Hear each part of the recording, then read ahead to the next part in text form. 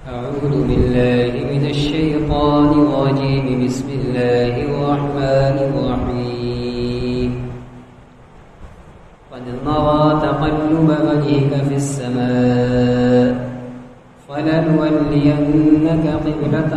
ترضاها فول وجهك شطر المسجد الحرام وحيث ما كنتم فولوا وجوهكم شطره وإن الذين أوتوا الكتاب ليعلمون أنه الحق من ربهم وما الله بغافل عما يعملون. ولئن أتيت الذين أوتوا الكتاب بكل آية ما تبعوا قبلتك وما أنت بتابع قبلتهم وما بعضهم بتابع قبلة بعض ولئن اتبعت أهواءهم من بعد ما جاءك من العلم إنك إذا لمن الظالمين. الذين آتيناهم الكتاب يعرفونه كما يعرفون أبناءهم وإن فريقا منهم ليكتمون الحق وهم يعلمون. الحق من ربك فلا تكونن من الممترين ولكل وجهة هو موليها فاستبقوا الخيرات أينما تكونوا يأت بكم الله جميعا إن الله على كل شيء قدير.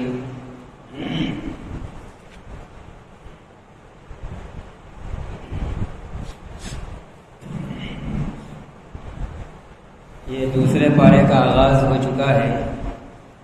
پچھلے ہفتہ اس کی 2 آیتوں کی تفسیر ہمارے سامنے آئی جس کے اندر تحویل قبلہ کا ذکر تھا اور آج کی آیات کے اندر بھی ابھی اسی مضمون کا بقیہ حصہ ہے. تحویل قبلہ کو پھیرنا بدلنا مدینہ ہجرت کے بعد جیسا کہ بتلایا گیا تھا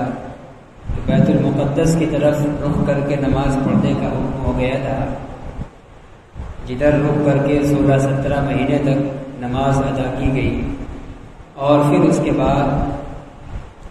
پھر بیت اللہ کی طرف رخ کر کے نماز پڑھنے کا حکم دیا گیا.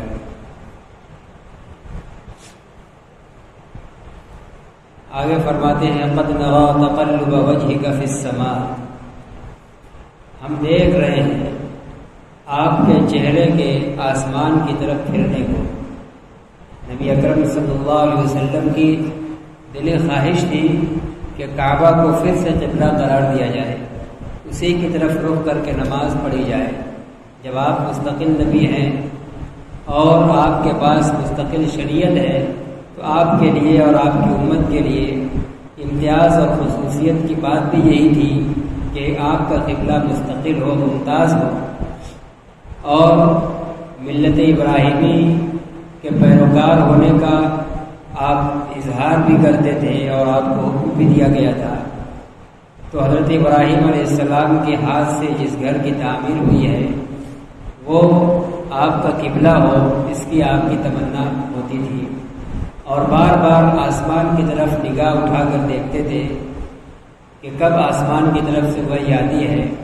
اور بیت اللہ کی طرف رخ کر کے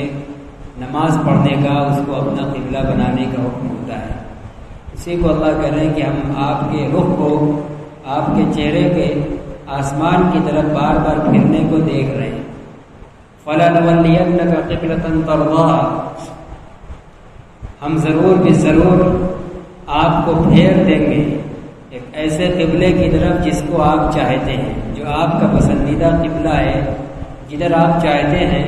ہم ادھر آپ کا رخ پھیر دیں گے. فَوَلِّ وَجْهَكَ شَطْرَ الْمَسْجِدِ الْحَرَامِ. سو اب آپ اپنے چہرے کو مسجد حرام کے رخ پر موڑ لیجیے. فَوَلِّ وَجْهَكَ شَطْرَ الْمَسْجِدِ الْحَرَامِ. سو آپ اپنے چہرے کو، اپنے رخ کو مسجد حرام کی سمت موڑ لیجئے، متوجہ کر لیجئے. بار بار آپ کے آسمان کی طرف نگاہ اٹھنے اور انتظار کے بعد اللہ تعالیٰ نے آپ کی منشا کا لحاظ کرتے ہوئے بیت اللہ کو قبلہ بنانے کا حکم دیا۔ اور یہاں تذکرہ بیت اللہ یا کعبہ کا نہیں ہے بلکہ مسجد حرام کا تذکرہ ہے، اور مسجد حرام کعبہ کے ارد گرد کا جو حصہ ہے وہ مسجد حرام کہلاتا ہے۔ اور مسجد حرام کے ذکر کرنے کی طرف اشارہ ہے اس بات کی طرف کہ ہر آدمی کے لیے خاص بیت اللہ کا رخ کرنا، اسی کی طرف منہ کرنا یہ ضروری نہیں ہے، ورنہ اس میں امت حرج کے اندر پڑ جائے گی۔ مسجد حرام کی طرف اور جس سمت میں بیت اللہ ہو اس سمت کی طرف رخ کر لیا جائے تو وہ بھی کافی ہے۔ عین کعبہ کا بعین ہی کعبہ کا استقبال کرنا، اس کی طرف رخ کرنا، یہ صرف مسجد حرام میں موجود لوگوں کے لیے تو ممکن ہو سکتا ہے، لیکن مسجد حرام کے علاوہ دوسرے شہروں میں اور دوسرے ملکوں کے لیے اس کی جہت کا سمت کا استقبال ہو سکتا ہے، عین کعبہ کا استقبال ممکن نہیں ہے۔ اس لیے اللہ نے یہاں مسجد حرام کا تذکرہ کر کے اسی وسعت کا پیغام دینا چاہا ہے، اور پھر اس کے ساتھ ساتھ شطر کا بھی لفظ ہے، چاہتے تو عربی زبان کے اعتبار سے اختصار کے ساتھ لفظ الا بلا دیتے، فولی وجہک الی المسجد الحرام، کہ مسجد حرام کی طرف رخ کیجیے، لیکن اس مسجد حرام کے اندر بھی کیونکہ اور وسعت پیدا کرنا تھا دور دراز ملکوں کے لوگوں کے لیے، اس لیے الا کے بجائے شطر کا لفظ ہے، اور شطر کے معنی عربی زبان کے اندر نصف کے بھی آتے ہیں، آدھے کے بھی، اور شطر کے معنی سمت اور جہت کے بھی آتے ہیں۔ مطلب یہ ہے کہ آپ مسجد حرام کی جہت اور اس رخ پر اپنے چہرے کو پھیر کر اب نماز پڑھیے۔ جس وقت یہ حکم آیا تھا مسجد بنو حارثہ، مدینہ کے اندر مسجد بنو حارثہ میں آپ نماز پڑھ رہے تھے اور ظہر کی نماز کا وقت تھا، اسی نماز میں حکم آیا تھا اور نماز کی حالت ہی میں آپ پھر گئے تھے، اسی لیے اس مسجد کو مسجد ذوالقبلتین بھی کہا جاتا ہے اور اسی نام سے مشہور ہے، یعنی جس میں دونوں قبلہ کی طرف رخ کر کے نماز ادا کی گئی، بیت المقدس کی طرف بھی ادا کی گئی۔ آج بھی لوگ بتاتے ہیں کہ اس سمت کا بھی وہاں جو محراب کا حصہ ہوتا ہے موجود ہے، اور پھر جب بیت اللہ کو قبلہ بنایا گیا تو اس رخ پر بھی اس مسجد کے اندر نماز پڑھی گئی۔ وَحَيْثُ مَا كُنْتُمْ فَوَلُّوا وُجُوهَكُمْ شَطْرَهُ، اور آگے فرماتے ہیں کہ اے مسلمانوں، پہلی آیت کے اندر اللہ کے نبی کو خطاب تھا کہ نبی آپ اپنے رخ کو مسجد حرام کی طرف پھیر لیجیے۔ اگلی آیت کے اندر الگ سے مسلمانوں کو بھی حکم دے رہے ہیں، مسلمانوں حیث ما کنتم، تم لوگ جہاں کہیں بھی رہو، فولوا وجوہکم شطرہ، اپنے چہروں کو اپنے رخ کو مسجد حرام کی سمت پھیر لو، جہاں کہیں بھی ہو۔ چنانچہ مسجد ذوالقبلتین کے علاوہ جو اور مسجدیں تھیں، مسجد قباء وغیرہ، وہاں خبر پہنچنے میں تاخیر ہوئی، وہاں کے لوگوں نے دوسری نمازوں سے مسجد حرام کے رخ کا اہتمام شروع کیا۔ تم جہاں کہیں بھی ہو، چاہے سفر میں ہو، حضر میں ہو، کہیں بھی ہو، تم نماز کی حالت میں اپنے چہرے کو مسجد حرام کی طرف پھیرو۔ وَإِنَّ الَّذِينَ أُوتُوا الْكِتَابَ لَيَعْلَمُونَ أَنَّهُ الْحَقُّ مِنْ رَبِّهِمْ، اور بلا شبہ وہ لوگ جن کو کتاب دی گئی ہے، جو اہل کتاب ہیں یعنی یہود و نصارہ، وہ لوگ البتہ جانتے ہیں کہ وہی حق ہے ان کے پروردگار کی طرف سے۔ انہیں پتہ ہے، پچھلی کتابوں کے اندر آپ کے بارے میں پیشین گوئی تھی، جیسے آپ کی بہت ساری صفات اور علامات کی پیشین گوئی اور اس کا بیان تھا، ایسے یہ بھی بیان تھا کہ آخری جو نبی ہوں گے ان کا قبلہ ممتاز ہوگا، ان کا خصوصی الگ قبلہ ہوگا، یہود اور نصارہ کا قبلہ نہیں ہوگا۔ تو یہ بات بھی ان کو پتہ تھی، اسی کو اللہ تعالیٰ فرما رہے ہیں کہ ان کو معلوم ہے، یقین سے معلوم ہے، یہ جو آپ کو بیت المقدس کے بعد اب پھر جو بیت اللہ کی طرف رخ کرنے کا حکم دیا جا رہا ہے، اس کو قبلہ بنایا جا رہا ہے، یہ حق ہے اور یہ ان کے اپنے پروردگار کا حکم ہے۔ لیکن اس کے باوجود بھی وہ لوگ کیا ہے، تان و تشریح کرتے تھے کہ دیکھیے کل تک یہ بیت اللہ کی طرف رخ کر رہے تھے، پھر کیا سمجھ میں آیا بیت المقدس کی طرف رخ کرنے لگے، اب پھر بیت اللہ کی طرف رخ کر لیا، کل کو پھر ان کا قبلہ کہیں اور پلٹ جائے گا۔ یہ طنز و تشریح وہ لوگ کرنے لگے، الزام دینے لگے۔ اسی کو اللہ نے کہا کہ ایسا نہیں کہ ان کو پتہ نہیں ہے، یہود و نصارہ کو سب پتہ ہے کہ آپ کا قبلہ یہی ہونا تھا، بیت اللہ شریف ہونا تھا، اور یہ اللہ کے حکم سے ہوگا، سب ان کو پتہ ہے۔ وَمَا اللَّهُ بِغَافِلٍ عَمَّا يَعْمَلُونَ، اللہ تعالیٰ ان کو متنبہ کر رہا ہے کہ جو وہ حرکت کر رہے ہیں یہود و نصارہ، کہ جانتے پوچھتے جھٹلا رہے ہیں اور استہزاء کر رہے ہیں، طعن و تشنیع کر رہے ہیں، تو اللہ تعالیٰ ان کے ان عمل سے غافل نہیں ہے۔ وَمَا اللَّهُ بِغَافِلٍ عَمَّا يَعْمَلُونَ، اور اللہ غافل نہیں ہے ان کاموں سے جو وہ کر رہے ہیں، ان کو ان کے ان کاموں کا اور ان غلط حرکتوں کا بدلہ ملے گا۔ وَلَئِنْ أَتَيْتَ الَّذِينَ أُوتُوا الْكِتَابَ بِكُلِّ آيَةٍ مَا تَبِعُوا قِبْلَتَكَ، اور اے نبی اگر آپ پیش کر دیں اہل کتاب کے پاس ہر نشانی قبلہ کے حق ہونے کی، بیت اللہ کے قبلہ ہونے کی، جتنی بھی نشانی ہو سکے اور آپ اہل کتاب یہود و نصارہ کے سامنے پیش کر دیں، تو کہہ رہے مَا تَبِعُوا قِبْلَتَكَ، وہ آپ کے قبلہ کی پیروی کرنے والے نہیں ہیں، نہیں مانیں گے وہ اس کے رخ کی طرف رخ نہیں کریں گے۔ وَمَا أَنْتَ بِتَابِعٍ قِبْلَتَهُ، اور نہ آپ کو ان کے قبلے کی پیروی کرنی ہے، ان کا جو قبلہ ہے بیت المقدس، آپ کو بھی اس کی پیروی نہیں کرنی ہے، اور اپنے قبلہ کی افغانیت پر آپ ان کے سامنے جتنی بھی دلیلیں ہو سکتی ہیں پیش کرنے، وہ ماننے والے نہیں ہیں۔ وَمَا بَعْضُهُمْ بِتَابِعٍ قِبْلَةَ بَعْضٍ، اور خود ان میں سے بعض کا قبلہ ماننے والے نہیں ہیں۔ اہل کتاب میں بعض کا قبلہ ماننے والے نہیں، یعنی یہود اور نصارہ یہ دو ہیں، یہود و نصارہ دونوں کو اہل کتاب کہا جاتا ہے، تو ایک بعض ان کا یہود ہیں، ایک بعض نصارہ ہیں۔ یہود کا قبلہ بیت المقدس کے اندر جو ہیکل سلیمانی تھا وہ تھا، اور نصارہ سورج کے طلوع ہونے کو اور اس کی جگہ کو اپنا قبلہ بناتے تھے، اور پھر وہ دونوں ایک دوسرے کے قبلہ کی تردید کرتے تھے، نہ یہود نصارہ کا قبلہ مانتے تھے، نہ نصارہ یہود کا قبلہ مانتے تھے۔ تو یہ اللہ تعالیٰ کہہ رہے ہیں کہ وہ خود آپس میں ایک دوسرے کا بھی قبلہ نہیں مانیں گے، تو آپ کا کہاں سے مانیں گے؟ اس لیے آپ ان کے پیچھے نہ پڑیے۔ وَلَئِنِ اتَّبَعْتَ أَهْوَاءَهُمْ مِن بَعْدِ مَا جَاءَكَ مِنَ الْعِلْمِ، آپ لاکھ دلیلیں دیتے وہ ماننے والے نہیں ہیں، وہ خود جب اپنا ایک دوسرے کا نہیں مانتے تو آپ کا کیسے مانیں گے؟ اس لیے آپ ان کے پیچھے زیادہ نہ پڑیے، اور ان کو خوش کرنے کے لیے، ان کی خواہشات پر عمل کرنے کے لیے اس کے چکر میں نہ پڑے۔ اگر بالفرض کہہ رہے ہیں کہ آپ نے ان کی خواہشات کی پیروی کر لی، آپ کے پاس علم اور یقین آنے کے بعد اللہ کی طرف سے علم دیا گیا ہے، یقینی طور پر آپ کے پاس آیا ہے پیغام کہ آپ بیت اللہ قبلہ ہے، اور اس کے باوجود اگر آپ بالفرض ان کی خواہش کی پیروی کر لیں، مثلا بیت المقدس کو قبلہ بنا لیں ان کو خوش کرنے کے لیے تاکہ وہ اعتراض نہ کریں یا وہ اسلام کی طرف آ جائیں، اگر آپ نے بالفرض ایسا کر لیا، اِنَّكَ إِذًا لَمِنَ الظَّالِمِينَ، بلا شبہ تب تو آپ البتہ ظلم کرنے والوں میں سے ہو جائیں گے، ظالمین میں سے ہو جائیں گے۔ یہ بطور فرض ہے کہ محال کے ہے، جیسے محال چیز کبھی کسی چیز کو سمجھانے کے لیے فرض کیا جاتا ہے،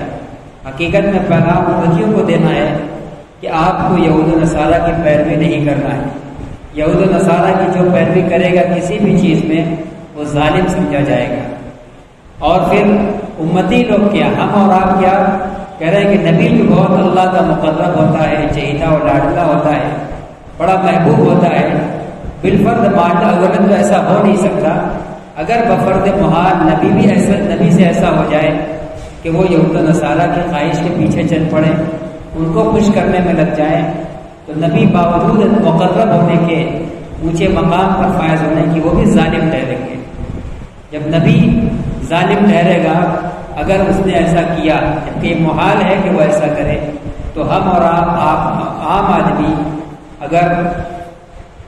خدا کے حکم کے خلاف خدا کے باغیوں کو خوش کرنے کے لیے ان کی روش پر چلنے کی کوشش کرے گا تو وہ تو بدرجہ اولا ظالمین میں سے ہوگا۔ الذين آتيناهم الكتاب یعرفونہ کما یعرفون ابناءہم، وہ لوگ جن کو ہم نے کتاب دی ہے یعنی یہود و نصارہ، وہ ان کو پہچانتے ہیں جیسا کہ وہ اپنے بیٹوں کو پہچانتے ہیں۔ نبی اکرم صلی اللہ علیہ وسلم کو ان کے نبی برحق ہونے کو اللہ فرما رہے کہ یہود و نصارہ ایسے ہی جانتے ہیں جیسے آدمی اپنے بیٹے کو جانتا ہے۔ بیٹا اس کی گود میں پیدا ہوتا ہے، پہلے دن سے اس کی نگاہوں کے سامنے ہوتا ہے، اس کے ایک ایک عضو پر اس کی نگاہ پڑی ہوتی ہے، بہت اچھے سے انسان اپنے بیٹے کو پہچانتا ہے۔ تو فرما رہے کہ جیسے ایک انسان اپنے بیٹے کو پہچانتا ہے، ویسے ہی یہ لوگ اللہ کے نبی صلی اللہ علیہ وسلم کو، ان کے برحق ہونے کو اور ان کا قبلہ ممتاز قبلہ بیت اللہ شریف ہونے کو، ساری چیزوں کو بڑوں صفائی کے ساتھ جانتے ہیں، لیکن اس کے باوجود بھی وہ چھپاتے ہیں حق بات کو اور جھٹلاتے ہیں۔ یہاں پہچاننے میں مثال اللہ تعالیٰ نے بیٹے کو دی ہے، باپ کی مثال نہیں دی، حالانکہ اولاد اپنے باپ کو بھی بہت اچھے سے پہچانتی ہے، لیکن یہاں یہ نہیں کہا کہ وہ لوگ نبی کو ایسا پہچانتے ہیں جیسا وہ اپنے باپ کو پہچانتے ہیں، بلکہ بیٹوں کی مثال دی اس لیے کہ بیٹوں کا دیدار باپ کے لیے زیادہ ہوتا ہے، پیدا ہونے سے ہی اس کا انگ انگ پر نگاہ ہوتی ہے، لیکن باپ کو بیٹا باپ کی ایک خاص عمر گزرنے کے بعد وہ دیکھتا ہے، بچپن سے نہیں دیکھتا، اور باپ کے وہ بہت سے اعضاء مثلا جو پردے کے اعضاء ہو جاتے ہیں، شطر کے اعضاء ہو جاتے ہیں، بیٹا باپ کے وہ اعضاء نہیں دیکھ پاتا۔ اس لیے ایک باپ جتنا اپنے بیٹے کو دیکھے ہوئے ہوتا ہے، کوئی بیٹا اپنے باپ کو اتنا دیکھے ہوئے نہیں ہوتا، اگرچہ وہ پیدا ہونے کے بعد پہچاننے کے بعد بہت اچھی طرح سے پہچانتا ہے، لیکن ایک باپ کا اپنے بیٹے کو پہچاننا، اس کو دیکھنا، بیٹے کا باپ کو دیکھنے کے مقابلے میں زیادہ مضبوط ہے، وہ زیادہ دیکھتا ہے، اس لیے اللہ نے یہاں بیٹوں کی مثال دی ہے۔ وَإِنَّ فَرِيقًا مِّنْهُمْ لَيَكْتُمُونَ الْحَقَّ، صاف صاف پہچاننے کے باوجود کہہ رہے ہیں کہ لیکن اس میں سے ایک جماعت حق کو چھپاتی ہے، جانتے بوجھتے، وہ یعلمون، جانتے بوجھتے جان کر وہ حق بات کو چھپاتے ہیں۔ الحق من ربک، آگے نبی اکرم صلی اللہ علیہ وسلم کو خطاب ہے، خطاب لفظی اعتبار سے آپ کو ہے، لیکن یہ پیغام خاص طور سے امت کو ہے۔ الحق من ربک، حق آپ کے پروردگار کی طرف سے، جو حق ہے قبلہ اب جو بیت اللہ کو کہا گیا، یا جو بھی نبی صلی اللہ علیہ وسلم بات پیش کر رہے ہیں، کہہ رہے وہ سب حق بات ہے، آپ کے پروردگار کی طرف سے ہے۔ فلا تکونن من الممترین، آپ ہرگز شک کرنے والوں میں سے نہ ہوئیے گا، کسی بھی بات کے بارے میں شک و شبہ میں نہ پڑیے گا، بار بار اگر وہ اعتراض کریں اور قبلے پر دان و تشنیع کریں تو یقین رکھیے گا یہ جو اب بیت اللہ کی طرف رخ کرنے کا حکم آیا ہے یہ پروردگار کی طرف سے ہے، یہی حق ہے۔ ان کے شک و شبہ پیش کرنے کی وجہ سے آپ لوگ شک و شبہ میں نہ پڑیے گا۔ وَلِكُلٍّ وِجْهَةٌ هُوَ مُوَلِّيهَا، آگے اللہ تعالیٰ عام ایک ضابطے کی بات کر رہے ہیں اور ایک قاعدہ کلیہ بیان کر رہے ہیں۔ وَلِكُلٍّ وِجْهَةٌ، ہر ایک کے لیے ایک قبلہ ہے، ہر ایک کے لیے ایک جہت ہے۔ دنیا میں جتنے بھی قوم ہیں، جتنے بھی مذہب کے لوگ ہیں، ہر مذہب کے لوگوں کا ایک قبلہ ہے، وہ مولیہ، وہ اس قبلے کا رخ کرتا ہے۔ لہٰذا ہم مسلمان ہیں، ہمارا بھی ایک قبلہ ہے، ہم اس کی طرف رخ کر رہے ہیں۔ آپ بیت المقدس کی طرف کیجئے، کہیں بھی کیجئے، سب کا قبلہ ہوتا ہے، تو ہمارا بھی ایک قبلہ ہے۔ جب ہم بھی خود ایک مستقل مذہب ہیں، مستقل ایک شریعت ہے، تو ہمارا بھی اپنا ایک قبلہ ہے۔ جیسے ہر قبلے والا اپنے قبلے کا رخ کرتا ہے، ہم بھی اپنے قبلے کا رخ کریں گے۔ فاستبقوا الخیرات، لہذا اے مسلمانوں نیکیوں میں سبقت کرو، ان سے بحث و مباحثے مت پڑھو، ان کو جواب دینے کے چکر میں نہ پڑھو کہ پہلے ہم ان سے مناظرہ کر لیں اور ان کو شکست دے دیں، تب اس کے بعد ہم بیت اللہ کی طرف رخ کر کے نہیں، تمہارا یہی قبلہ، یہ حق ہے۔ ان کے اعتراض اور جنگ و جدال کے چکر مت پڑیے، بس جلدی سے اس طرف رخ کر کے نماز پڑھنا اور نیکی کرنا شروع کر دیجیے۔ تو مسلمانوں کو یہ پیغام دیا ہے کہ معاندین سے اور مخالفین سے جدال میں اور بحث و مباحثہ میں اور فضول باتوں میں اپنے بات کو ضائع مت کیجیے، بلکہ جو بات مذہبی طور پر صحیح اور اس کا بھلائی اور نیک ہونا، نیکی ہونا ثابت ہے، اس کو کر گزریے، بحث و مباحثہ کا انتظار مت کیجیے۔ فاستبقوا الخیرات، اے مسلمانوں تم لوگ نیکیوں میں سبقت کرو۔ عام حکم ہے لیکن خاص یہاں اشارہ اسی قبلے کی طرف ہے کہ ان کے اعتراضات اور ان کے جدال اور بحث مباحثے کے چکر میں نہ پڑیے، آپ لوگ جلدی سے اس کی طرف عمل شروع کیجیے۔ اینما تکونوا یأتی بکم اللہ جمیعا، اگلی آیت کے اندر آخرت کی طرف توجہ دلا رہے ہیں کہ نیکی میں سبقت کیجیے، جلدی کیجیے، اس لیے کہ تم سب کو ایک دن اللہ کے پاس جانا ہے۔ آخرت میں حساب و کتاب ہوگا اور اللہ کے احکام پر عمل کرنے والا کامیاب ہوگا، نہ عمل کرنے والا ناکام ہوگا۔ لہذا تم لوگ نیکی میں سبقت کر لو، اللہ کے حکم پر جلدی سے عمل کر لو، تاکہ تم کو جب آخرت میں جانا پڑے تو وہاں شرمندگی اور مایوسی نہ ہو۔ اینما تکونوا یأتی بکم اللہ جمیعا، تم جہاں کہیں بھی رہو گے تم سب کو اللہ اکٹھا ایک دن لائے گا، ایک دن اکٹھا کر دے گا قیامت کے دن۔ ان اللہ علی کل شیء قدیر، بلا شبہ اللہ تعالیٰ ہر چیز پر قادر ہے، کوئی چیز اس کے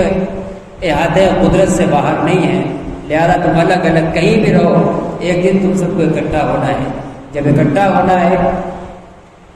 اور تمہارے اوپر اللہ کو قدرت حاصل ہوگی، چاہے سزا دینے کی اور تم پر عتاب اتارنے کی، سزا دینے کی، یا تم کو اچھا بدلہ دینے کی، تو تم اس سے پہلے یہ بھلائی اور نیکی کا کام جو اس کی طرف سے آ رہا ہے، انہی نیکیوں میں بیت اللہ کی طرف رک کر کے نماز پڑھنا ہے، کعبہ کو اپنا قبلہ بنانا ہے، اس میں بھی جلدی کر لو تاکہ آخرت میں مایوسی ہاتھ نہ لگے۔ آگے پھر 2-3 آیت کے اندر مقرر سکرر قبلے کا حکم دے رہے ہیں، اس لیے کہ تحویل قبلہ یہ مخالفین کی طرف سے اعتراضات اٹھنے کے سبب تو تھے ہی، اس کا ذریعہ تو تھا ہی قبلہ پلٹنا۔ نئے مسلمانوں کے لیے بھی دل کے اندر بے اطمینانی اور تردد کا احتمال ہو سکتا تھا۔ اچانک ایک سمت میں ایک رخ کی نماز ادا کی جا رہی ہو، اچانک اس کو تبدیل کر دیا جائے، یہ مذہب والے کے لیے بہت بڑی چیز ہے، جلدی سے اس کا دل قبول نہیں کرتا ہے۔ جیسے عامہ شمار لوگ ہیں، کسی چیز کے اندر باپ دادے سے اگر ڈوبے اور پڑے ہوئے ہوں اور اس کے بالمقابل ایک دم صاف شرعی ہدایات اور تعلیمات سامنے آتی ہیں، ان سب کے ہوتے ہوئے بھی اور اللہ رسول پر ایمان کا دعویٰ ہوتے ہوئے بھی ہم بسا اوقات بہت سی باپ دادا سے چلی آئی غلطیوں کو چھوڑنے میں پھسل جاتے ہیں، اور نفس کے اوپر اس کے مقابل میں صحیح تعلیمات گرا گزرتی ہیں، جس کا واقعی بہت حوصلہ بلند ہوتا ہے۔ وہ تمام چیزوں کی مخالفتوں کی پرواہ کیے بغیر تعلیمات شریعت کو ترجیح دیتا ہے، اور جس کا حوصلہ بدھیم ہوتا ہے، کمزور ہوتا ہے، وہ تمام تر تعلیم کو حق جاننے کے باوجود جب عمل کا مسئلہ آتا ہے تو پیر پھسل جاتا ہے، اور پھر سماج کے اور علاقوں کے مختلف ہیلے اور بہانے کر کے وہی باپ دادا والی غلط روش پر چل پڑتا ہے۔ تو یہ ایمان والے کے لیے بھی جو ابھی نئے مسلمان ہوئے تھے، ابھی کل کو کچھ قبلہ دیکھ رہے تھے، آج پھر اب دوسرے قبلے کی طرف پھیرا جا رہا ہے، تو ان کے لیے بھی یہ آسان نہیں تھا۔ اس لیے اللہ رب مقرر سے بار بار تاکید کے ساتھ بیان کر رہا کہ اب ادھر ہی رک کرو، تاکہ بار بار کہنے سے ان کے ذہن اور دل کے اندر بھی بیٹھ جائے کہ نہیں، اب قبلہ یہی ہے۔ وَمِنْ حَيْثُ خَرَجْتَ فَوَلِّ وَجْهَكَ شَطْرَ الْمَسْجِدِ الْحَرَامِ، اور جدھر بھی آپ جائیں آپ اپنے چہرے کو مسجد حرام کی سمت میں کیجیے۔ جب نماز پڑھنا ہو تو مسجد حرام کی سمت میں اپنے رخ کو، اپنے چہرے کو کر لیجیے، اسی حالت میں نماز پڑھیے۔ وَإِنَّهُ لَلْحَقُّ مِنْ رَبِّكَ، اور بلا شبہ یہی البتہ حق ہے آپ کے رب کی طرف سے۔ اب قبلہ بیت المقدس ہی ہے، مسجد حرام ہی ہے، بیت اللہ ہی ہے، یہی برحق ہے، اس کے علاوہ کوئی قبلہ نہیں ہے۔ وَمَا اللَّهُ بِغَافِلٍ عَمَّا تَعْمَلُونَ، اور اللہ تعالیٰ تمہارے کاموں سے غافل نہیں ہے، تم کیا کر رہے ہو، اللہ تعالیٰ تمہارے کسی بھی عمل سے، تمہارے بھی کسی بھی کام سے غافل نہیں ہے۔ آگے پھر کہہ رہے وَمِنْ حَيْثُ خَرَجْتَ فَوَلِّ وَجْهَكَ شَطْرَ الْمَسْجِدِ الْحَرَامِ، جہاں بھی آپ نکلیں آپ اپنے چہرے کو مسجد حرام کی سمت میں کیجیے۔ مفسرین نے لکھا ہے کہ پہلا جو وَمِنْ حَيْثُ خَرَجْتَ فَوَلِّ وَجْهَكَ شَطْرَ الْمَسْجِدِ الْحَرَامِ ہے، یہ حضر اور اپنے مقام کے اندر ہے، یعنی جب اپنے مقام میں رہیے، گھر پر ہے، علاقے میں ہے، تب بھی بیت اللہ کی طرف، مسجد حرام کی طرف رخ کیجیے۔ اور یہ دوسرا ومن حیث خرجتا جو ہے، اس کا تعلق سفر سے ہے کہ حضر کے علاوہ جب سفر میں بھی نکلے، جہاں آدمی اپنی آبادی سے دور ہو جاتا ہے اور قبلے وغیرہ کے علامتیں اور نشانات بھی نہیں ہوتے، وہاں بھی آپ کو پتہ لگا کر مسجد حرام کا ہی رخ کرنا ہے۔ ہر جگہ اب صرف یہی ایک قبلہ چلے گا، وَمِنْ حَيْثُ خَرَجْتَ فَوَلِّ وَجْهَكَ شَطْرَ الْمَسْجِدِ الْحَرَامِ وَحَيْثُ مَا كُنْتُمْ فَوَلُّوا وُجُوهَكُمْ شَطْرَهُ۔ اور اے مسلمانوں، جہاں کہیں تم رہو، اپنے چہرے کو مسجد حرام کی سمت پھیرو، اسی رخ پر اپنی نماز کو ادا کرو، نماز میں اپنے چہرے کو اسی طرف متوجہ کرو۔ لِأَلَّا يَكُونَ لِلنَّاسِ عَلَيْكُمْ حُجَّةٌ، تاکہ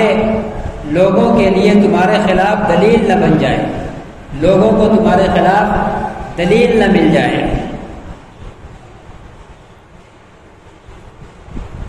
لوگوں کو تمہارے خلاف یعنی مشرک لوگوں کو، ناس سے مراد ہے مشرکین۔ مشرکین عرب کہہ سکتے تھے اور کہتے بھی تھے کہ یہ ملت ابراہیمی پر ہونے کا دعویٰ کرتے ہیں۔ آپ صلی اللہ علیہ وسلم کو ملت ابراہیمی کی پیروی کا حکم دیا ہے قرآن نے بھی، اور آپ دین حنیف ملت ابراہیم پر ہی تھے۔ تو اب مشرکین کہیں گے کہ بھائی یہ ملت ابراہیمی پر ہونے کا دعویٰ کرتے ہیں، اور ابراہیم کا جو بنایا ہوا گھر ہے، جو ان کا قبلہ تھا، یہ ادھر رک کر کے نماز نہیں پڑھتے، نماز کسی اور کا رخ کر رہے ہیں۔ تو اللہ تعالیٰ فرما رہے ہیں کہ مسلمانوں تم لوگ بیت اللہ کی طرف رخ کرو، تاکہ لوگوں کو تمہارے خلاف حجت نہ ملے، دلیل کوئی نہ ملے، مباحثے کا موقع نہ ملے کہ ملت ابراہیمی پر ہونے کا دعویٰ تو ہے لیکن نماز ان کے قبلے سے ہٹ کے پڑھی جا رہی ہے۔ إِلَّا الَّذِينَ ظَلَمُوا مِنْهُمْ، سوائے ان میں سے جو ظالم لوگ ہیں، جو ظالم لوگ ہیں ان سے مراد ہے یہود و نصارہ۔ فَلَا تَخْشَوْهُمْ، سو تم ان سے مت ڈرو۔ یہود و نصارہ بھی تان و تشنیع الگ کرتے تھے، مشرکین کا تانا دوسرا تھا، ان کا تانا دوسرا تھا کہ یہ کل کو کچھ قبلہ تھا، آج کچھ ہو گیا، پھر کل کو کچھ ہو جائے گا، ایک حالت پر ڈریں گے، ایک حالت پہ لوگ ڈٹے نہیں رہیں گے۔ تو فرما رہے ہیں کہ ایسے لوگ ظالم ہیں، ان سے لا تخشو، ان سے تم خوف مت کھاؤ۔ یہ کیا کہہ رہے ہیں، یہ کیا بول رہے ہیں، تمہیں اس سے خوف کھانے کی ضرورت نہیں ہے۔ وَخْشَوْنِی، تم مجھ سے ڈرو، میرا حکم ہے ادھر رخ کرنے کا، ادھر اب رخ کرو، میری نافرمانی سے بچو اور ڈرو۔ وَلِأُتِمَّ نِعْمَتِی عَلَیکُم، اور بیت اللہ کی طرف رخ کرنے کا حکم ہم نے اس لیے دیا ہے تاکہ میں اپنی نعمت کو تمہارے اوپر مکمل کروں۔ نعمت سے مراد یہی قبلہ کی نعمت، اللہ کے نبی صلی اللہ علیہ وسلم کی شریعت سب سے ممتاز تھی، اور آپ سب سے ممتاز اور سب سے نرالی خصوصیت والے نبی تھے۔ تو آپ کے لیے اعزاز کی بات یہ تھی کہ آپ کو کوئی ایسا قبلہ دیا جائے جو سابقہ نبیوں کا نہ رہا ہو، بنی اسرائیل کے نبیوں کا نہ رہا ہو۔ تو قبلہ کے ذریعے آپ کو ایک اعزاز دیا گیا ہے الگ قبلہ دے کر، تو اس اعتبار سے یہ ایک نعمت ہے۔ اس لیے فرماتے ہیں کہ ہم نے بیت اللہ کا جو قبلہ دیا ہے یہ اس لیے دیا ہے تاکہ میں تم پر اپنی نعمت مکمل کروں، ایک اور نعمت دینا چاہتا ہوں۔ وَلَعَلَّكُمْ تَهْتَدُونَ، اور تاکہ تم ہدایت پاؤ۔